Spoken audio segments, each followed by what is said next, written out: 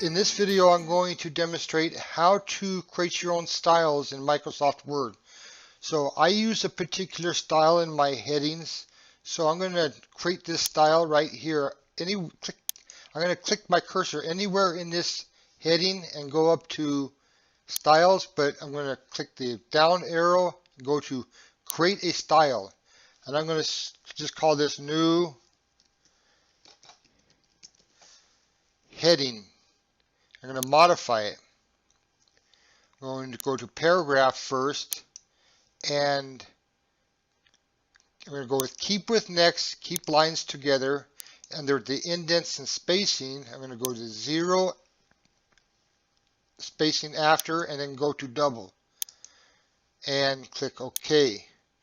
Now I'm going to go to font. I'm going to go ahead and, I think I can just do a font with just that one cursor in there. So I'm going to go to bold, 12 point, small cap.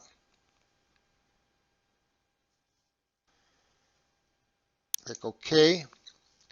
Now right here it says add to gallery, styles gallery. I'm going to want that, but only in this document. I want this heading to be in all new documents.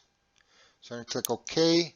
Now you see the headings changed. Okay, so now I'm going to open up a new document, and I'm going to, again,